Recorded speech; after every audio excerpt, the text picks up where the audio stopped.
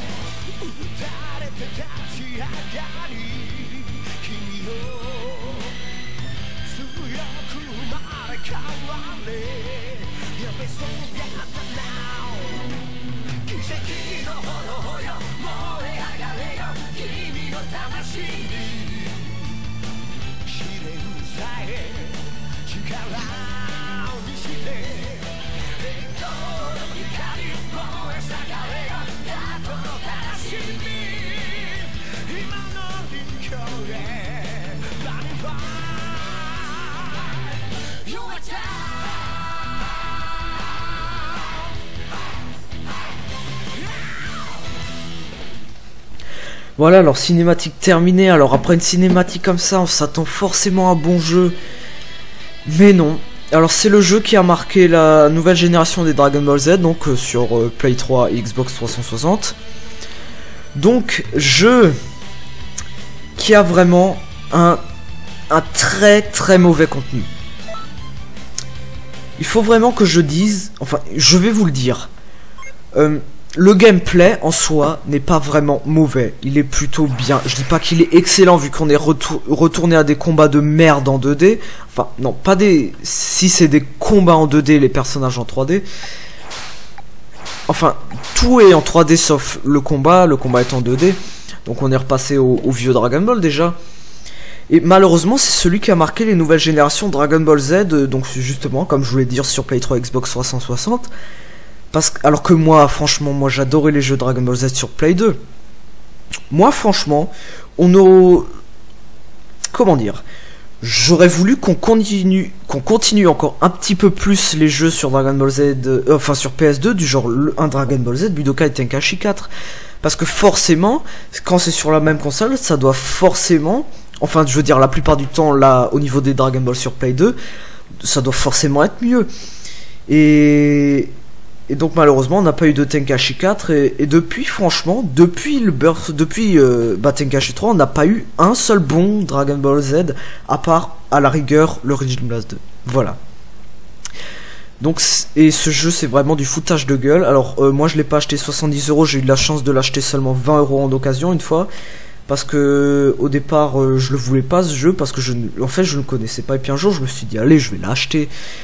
Puis je me suis pas renseigné sur le jeu, je m'étais renseigné sur le Tenkaichi 3 et pas sur celui-là. Et croyez-moi qu'après ça, je me suis renseigné sur les deux Origin Blast et Ultimate Tenkaichi. Bon, commençons par le mode Chronic Z qui est le mode histoire. Donc avant de vous le présenter, je vais d'abord juste vous récapituler ce que c'est tout ça. Donc Chronic Z mode histoire, donc à chaque fois il trouve un autre nom. On peut, bon, c'est bien. Hein. Versus qui sont en fait simplement le mode combat. Donc combat, moi contre un deuxième joueur, moi contre bon bah moi contre la play, play contre la play. Enfin je sais pas s'il y a ça d'ailleurs aussi. Si. Ou combat en ligne, ça j'ai jamais fait d'ailleurs, mais bon.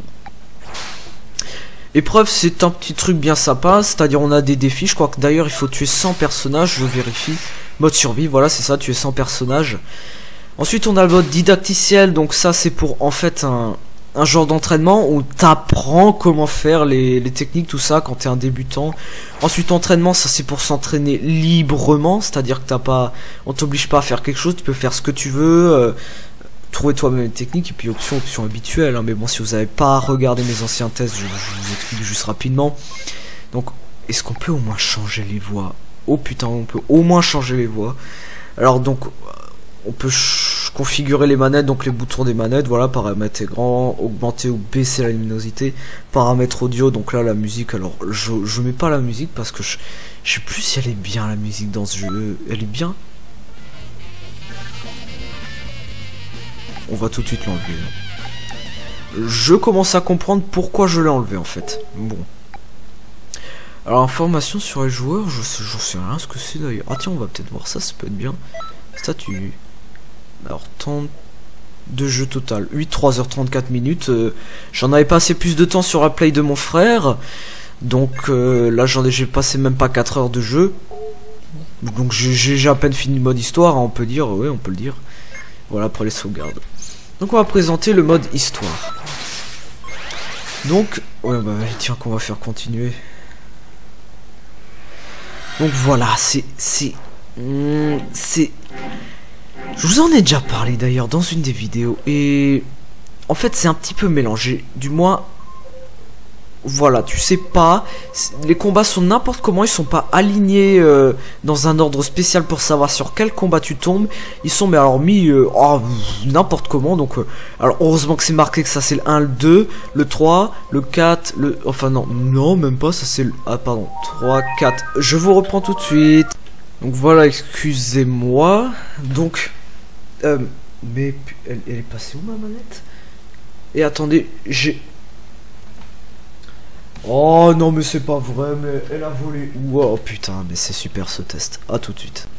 Alors elle a volé à 4 mètres parce qu'en fait ce qui s'est passé c'est que quand je me suis levé, j'ai tiré sur le câble, il n'y avait pas de nœud, hein, le câble ne touchait pas du tout la manette.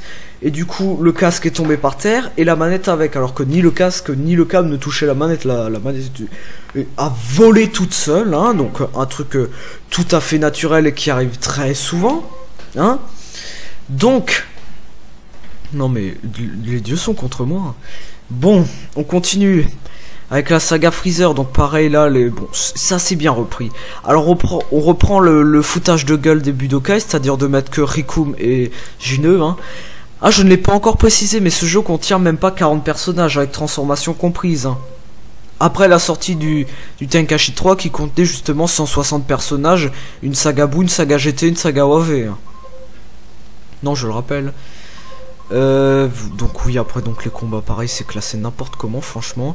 On retrouve le OAV de Bardock. Bon, allez, il a combattu contre Freezer.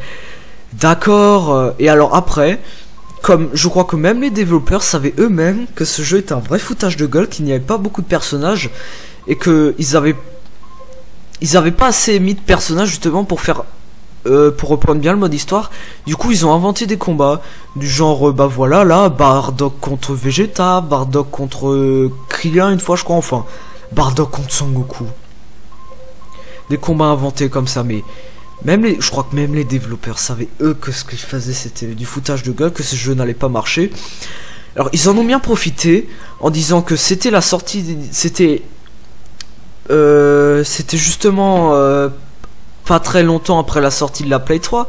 Donc du coup c'était le premier Dragon Ball Z sur Play 3. Alors forcément il était mieux vu que la Play 3 est une console je crois 256 bits. Donc forcément obligatoirement ce jeu devait être bien, devait être super. Donc alors et ben non, alors Nous, on pensait ça, mais les développeurs, ils se sont dit, allez, les gens, ils vont penser ça, donc on va leur sortir un jeu de merde. Voilà, donc croyez-moi que je vais faire attention à la sortie de la Play 4, s'ils sortent un Dragon Ball Z dessus, vraiment, je vais faire attention. Bon, après, on a l'OAV Broly avec des enseignes légendaires, hein. Il n'a pas de forme, hein. Faut pas abuser, hein, 40 personnages, hein. C'est beaucoup, hein. Surtout après la sortie d'un jeu qui en comptait 160. Donc, après, je vais vous présenter le nombre incroyable de 40 personnages. Donc, il n'y a pas de saga Buu, bien sûr, bien évidemment, hein, il faut pas déconner, hein. Donc Sangoku, Krillin, donc Sangoku ça s'arrête à Saiyan, hein, il n'y a pas non plus de Saiyan 2 ni de Saiyan 3, attention, hein. Pareil la Krillin, ensuite là voilà, donc petit cœur, Sangwan petit, Sangwan ado, Tenshinhan, Yamcha, Raditz, Cyberman, Nappa, Vegeta, Jinner, Rikum, hein, pareil là on n'a pas les 5 forces de Freezer, hein, ça serait trop demandé. Alors Freezer, et pareil, il n'y a pas de Freezer robot, hein, faut pas croire, hein. Ensuite, bah voilà, donc Trunks, C16, C17, C18, hein, il n'y a pas non plus de C19 et C20, alors qu'ils sont, pourtant, au moins C20 est un enfin, Dr Gero, comme vous voulez, est un personnage important, vu que c'est lui qui a créé les cyborgs et c'est lui qui a créé Cell, hein. Et s'il n'aurait pas existé, il n'y aurait pas eu de Cell, donc il n'y aurait pas eu de super combat, il n'y aurait pas eu de Sangwan Sign 2, ou alors après. Voilà, Broly avec seulement scène légendaire et Bardock. Et le aléatoire qui choisit automatiquement un personnage. Donc alors, on va prendre un personnage... Ah puis alors, le changement de case de personnage, écoutez ça. C'est horrible ce bruit. Ah bon. Putain, il y a des personnages. Merde. Bon, on va prendre Vegeta. Alors, oui, alors on peut choisir son attaque ultime. Donc là, la logique veut qu'un Final Flash prenne moins d'énergie qu'un Big Bang, hein. Donc, oui, c'est logique, sachant que le Final Flash, c'est la plus puissante technique de Vegeta, oui. Donc, du coup, je vais prendre ça. Après, on peut prendre un coéquipier qui sert à rien. À part que, justement, quand on lui met une petite... un petit machin là du genre non pas rage de Vegeta mais protection numéro 1 ou soutien, je sais plus ce que c'est, hein, mais quand ton personnage n'a plus beaucoup de vie, et ben t'as ton coéquipier qui vient et qui lui met un coup qui lui enlève un demi-centimètre de vie, hein, c'est-à-dire un dixième d'une barre, même pas. Voilà. Donc après la perception de Vegeta. Bon, alors on va prendre rage de Vegeta, ki de Vegeta. Et puis ça suffit, hein. Contre bah tiens, bah contre Son Goku, hein, vu que ce sont deux rivales. Ah mais ça aussi que c'est mal fait le changement. Bah, ça suffit. Oui, c'est mal fait le changement de case, franchement. Ouais, on s'en fout, hein. Et donc alors je vais vous montrer le nombre incroyable de terrains qui est 4. Voilà, nombre incroyable de terrains. Non, 5. Oh, 5. Oh, je me suis gouré, pardon. Il y en a 5. Oh, mon dieu, mais on a vraiment le choix, hein. Ah oui, on a le choix entre les plaines, Namek, terrain rocheux, Cell Game, Archipel et... Ah non, excusez-moi, c'est tout, voilà. On n'a pas le droit au ring du championnat du monde, on n'a pas le droit à la ville, on n'a pas le droit aux principautés. On a à peine, même pas les principaux terrains du jeu, quoi. Vraiment, c'est le minimum de chez minimum qui t'ont mis, c'est à peine si sautais pas de ta gueule. Alors, sauter, bah t'as qu'on va tout mettre au max, un chrono, il y en a pas. Voilà, round 1, cinématique. Non, je veux pas de cinématique parce que déjà Oui, faut savoir que en plein combat, t'as... Tiens, on va mettre en facile parce que j'ai pas envie de m'énerver durant ce test. Parce que déjà, je critique assez ce jeu, faut pas en rajouter une couche, hein, mais c'est vrai, ce jeu, franchement, c'est du foutage de gueule, hein, et même s'il y en a peut-être qui aiment ce jeu, alors, c'est vos goûts, alors, si vous aimez ce jeu, je peux pas être contre vous, mais quand tu compares ça au Dragon Ball Tenkaichi là qui sont sortis, même Même le Budokai 1 a un niveau au-dessus de ce jeu. Même Infinite World, que j'arrête pas de critiquer, est mieux que ce jeu. Franchement, même Infinite World. Alors donc, on joue pareil que les Shin Budokai, hein, c'est exactement pareil. Les techniques. Seulement, c'est beaucoup moins con. Il y a juste un truc que je ne peux pas reprocher à ce jeu, c'est que graphiquement, c'est pas trop mal. Pardon. Et c'est que... Merde, je sais plus. Si, c'est que par rapport au Infinite World et au Budokai, il n'y a pas un truc illogique et complètement bête et qui ne sert à rien au niveau des techniques, c'est-à-dire. Et qui t'emmerde en plus, mais ça je crois que j'ai déjà dit. Hein. Bah, déjà de devoir acheter tes techniques, bon ça à la rigueur c'est pas énormément chiant. Mais le fait de devoir mettre tes techniques, d'avoir parfois sur des personnages même pas une technique de base, alors que là tous les personnages dans ce jeu ont au moins 3 techniques. Tu peux même choisir pardon, la technique ultime. Donc, je ne peux pas me transformer. C'était pas cette touche pour se transformer? Ah si. J'ai eu peur, attends. Ouais, mais c'est le seul truc qu'on peut pas reprocher à ce jeu. Mais autrement, franchement, ce jeu est un vrai foutage de tronche. Allez, mais tu vas là... Ta garde. Ça sert à rien. Et c'est vraiment le seul point positif de jeu. On va retourner au menu principal et on va peut-être faire un petit truc, ouais, un petit truc non pas didacticiel, mais épreuve, non, en fait, j'ai prévu de faire une vidéo détente sur Dragon Ball Ultimate Tenkaichi, mais je sais pas quand en fait, le problème c'est ça. Et encore un truc dont j'en profite de ce test pour vous parler d'un truc, c'est que, alors là je parle essentiellement à ceux qui me suivent sur ma chaîne, là les autres c'est pas grave. Je vous avais dit que j'achèterais les Mario Kart, et donc je les ai achetés hein, sur la Nintendo 64 et la Super NES. J'ai même acheté celui de la GameCube et j'ai exprès justement acheté une manette GameCube pour la Wii parce que j'avais pas assez de sous pour m'acheter une... Enfin si, j'ai assez de sous pour m'acheter une GameCube, j'ai assez de sous pour m'acheter 15 GameCube. Mais en fait c'est que la GameCube, et ben la Wii c'est une GameCube d'ailleurs. Donc c'est juste, oui c'est une GameCube. Ils se sont pas foulés pour faire la Wii, ils ont juste rajouté du mouvement. Mais autrement... C'est une GameCube. Une GameCube où on a changé la manette, rajouté du mouvement parce que les jeux de GameCube sont compatibles avec la Wii. Et donc c'est pour ça que j'ai fait ça. Mais il me manque juste la carte mémoire GameCube justement que je rajoute à la Wii pour pouvoir justement sauvegarder mes parties parce que hein, ils ont pas prévu non plus de pouvoir sauvegarder tes sauvegardes de la GameCube directement sur la carte mémoire de la Wii. Voilà, donc je reviens à ce jeu. Disons que franchement donc voilà, il y a un truc aussi que je reproche à ce jeu. C'est bien que il y ait justement que des, mais il y a tout le temps des cinématiques de merde qui servent à rien dans ce jeu. Dans un combat parfois, je m'en plains. Voilà, et alors là, voilà, une petite cinématique qui sert à rien vu que ça lui a enlevé au moins 0,1 cm de barre. Bon, et quand tu vas lâcher sa garde, celui-là. Donc je dirais pas que ce jeu triche par rapport au je sais pas, au Infinite World par exemple, ou au Budokai 2, mais disons que ce jeu...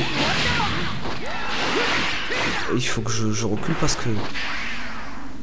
Ouais, donc alors les cinématiques, il y a tout le temps des cinématiques dans un combat. Parfois, j'ai compté 9 cinématiques pendant un combat. J'ai passé plus de temps à regarder les cinématiques que bien évidemment tu ne peux pas passer, hein, tu es obligé de te regarder, c'est du V-Start, hein, ça fait les options, hein, tu ne peux évidemment pas la passer. Donc encore du temps perdu et qui t'emmerde déjà que tu sais déjà que tu t'es fait entuber en achetant ce jeu. Alors si on t'en rajoute une couche en plus, en foutant maintenant des conneries de cinématique en combat. Alors oui, d'accord, ils ont voulu reprendre la série, mais franchement, c'était pas utile. Ils mettent une petite cinématique au début, à la fin d'un combat, et que tu puisses passer si tu connais déjà la série, ou si tu veux simplement... ou juste, je sais pas moi, par exemple, bah, voir comment c'est fait, ou juste regarder parce que tu connais plus le truc de la série, mais... Enfin, ce jeu, je sais pas, franchement... Je sais pas ce qu'il a fait Bandai à ce moment-là, mais... Il a dû... Mais... Je vais arrêter, parce que... Ce jeu, depuis le début de la vidéo, j'arrête pas de le critiquer. Mais qu'est-ce que vous voulez que je vous dise? Qu'est-ce que vous voulez que je vous dise? Bon...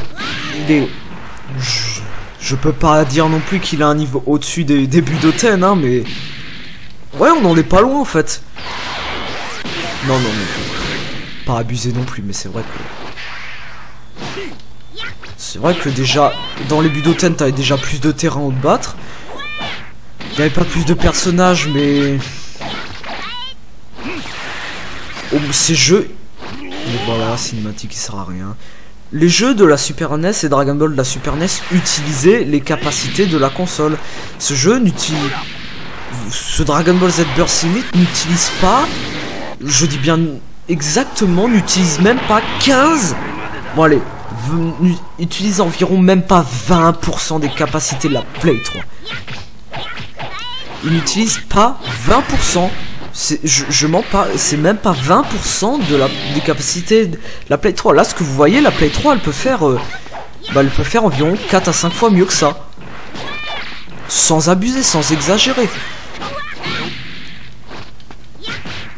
Alors après, à la fin de la vidéo, je vais mettre une note. Je crois que je mettais pas de note dans mes tests d'avant.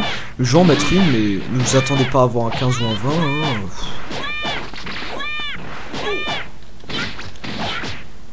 J'aime bien son one parce qu'on peut faire des enchaînements over-cheatés. Et donc l'adversaire ne peut rien faire. À part si, bien sûr, ça triche. Ou parce que la console se met parfois, dans certains jeux, à tricher. Enfin, à tricher, je veux dire, à favoriser plutôt l'adversaire. Et à lui donner la possibilité de faire des choses que les développeurs n'ont pas prévues que pour toi. Donc au moins je peux passer les cinématiques de début et de fin, hein, ça sera toujours ça. Mais par contre, le cinématique là, en plein combat, déjà ça casse le rythme. Donc déjà, les cinématiques qui durent parfois 45 secondes, après tu sais plus où t'en es au combat. Parce que si... En fait, les cinématiques en plein combat, c'est pas dérangeant. Mais quand ça te fait perdre du temps inutilement, déjà, pour un jeu de merde, croyez-moi que... On va se poser des questions, hein. Et ça, déjà, ça te fait perdre du temps, ça sert à rien. Enfin, à la rigueur, ça sert à quelque chose, et ça casse le rythme, surtout. Voilà. Donc... l'avantage avec la manette de la Play 3, c'est que j'ai pas à me plaindre des câbles. Oh putain, moi mon écran qui se fout en veille, mais merde. Allez, alors on va vite faire un récapitulatif de ce jeu, pardon. Alors déjà, je vais vous lire la boîte arrière. Alors, la référence ultime du jeu vidéo manga débarque sur une nouvelle génération. La limite avec l'anime d'origine n'est plus seulement dépassée, elle est littéralement explosée. Alors, ce message-là est adressé aux personnes qui ne connaissent pas le jeu et qui ne veulent pas chercher sur des forums, qui veulent juste se fier à la boîte. En lisant ça, bien évidemment que tu vas te faire entuber, voilà, et que tu vas l'acheter en lisant ça. Mais franchement, c'est des vraiment conneries. Ultime du jeu vidéo manga. Pour moi, déjà la référence ultime, c'est Utengashi 3 Origin Blast 2 pour pour Dragon Ball. Ce jeu a un niveau en dessous de Budokai 1. Si on avait sorti ce jeu avant Budokai 1, j'aurais dit que c'est un bon jeu. Mais là, la limite avec l'anime d'origine n'est pas seulement dépassée, elle est sous... Comment on dit? Enfin, elle est complètement en dessous, quoi. Elles sont complètement à l'ouest. Alors, prenez part pour la première fois à des combats spectaculaire en haute définition. Mesurez-vous contre le monde entier, devenez le meilleur grâce aux différents modes de jeu en ligne. Retracez l'histoire du Dragon Ball Z et retrouvez chaque scène du dessin animé minutieusement recréé avec l'incroyable moteur graphique du jeu, les cinématiques inutiles en plein combat qui vont vous faire perdre du temps et détester ce jeu, en rajoutant que bien sûr il n'y a pas de saga Buu. Voilà. Bon, ça la dernière fois c'est moi qui l'ai inventé. Bon, récapitulatif de jeu, donc un contenu très bas, des combats en 2D, le mode histoire qui est innové mais pas super.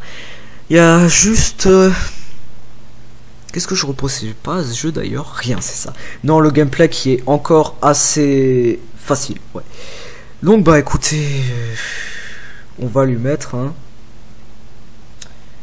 un 4 sur... Allez, on va lui mettre un 5 sur 20, d'accord. Allez, un 5 sur 20, mais j'irai pas plus loin que 5 sur 20. Non, mais un 4 sur 20. Ça vaut pas un 5, ça vaut un 4 sur 20. Je lui enlève un point pour sa musique de merde dans l'option. Enfin, dans le menu principal, quoi. Et donc, bah écoutez, je vous dis au revoir, et puis à la prochaine vidéo. Donc il sera bien évidemment la dernière vidéo des vacances pour moi, donc avec le long, long let's play sur Dragon Ball Z Budokai 3 pour fêter justement mes 3 ans de YouTube. Et après vous aurez les tests des Mario Kart. Je pense, combien j'en ai des Mario Kart? 1, 2, Super NES, Nintendo 64, Double Dash, Mario Kart 8. Je vous ferai pas le test celui sur ADS parce que je l'ai, mais disons que ça serait nul pour filmer ça. Ouais, j'ai 4 Mario Kart, donc déjà 4. Ouais, on verra. Allez, sur ce, bah, je vous dis au revoir et puis à la prochaine. Allez, salut tout le monde. Et donc, je ne vous conseille pas d'acheter ce jeu si vous l'avez pas. À part si vous êtes vraiment comme moi un ultime fan de Dragon Ball et que moi je veux tous les jeux Dragon Ball. Parce que pour au moins y jouer, quoi. Et puis, voilà, quoi. Alors, non, là je raconterai ma vie si je disais ça. Je veux dire, si vous trouvez un jeu Dragon Ball Z qui a un niveau de burst limit, attendez au moins 2 ans pour le trouver en occasion à pas très cher. Mais franchement, je crois plus que d'ailleurs qu'on trouve ce jeu neuf, heureusement, mais faut pas l'acheter neuf, c'est franchement 70 € pour ce jeu. Déjà, j'ai jamais compris pourquoi les jeux neufs ils les vendaient tous 70 €. Les bons à la rigueur 70 €, je comprends, il y avait des nuls à 70 €. Je veux dire, on se fait un screenshot de Lady Gaga en train de chanter, toi tu peux rien faire, et tu le vendras aussi 70 €. Bon, allez, sur ce, je vous quitte là, je m'énerve pas plus, et à la prochaine, salut tout le monde.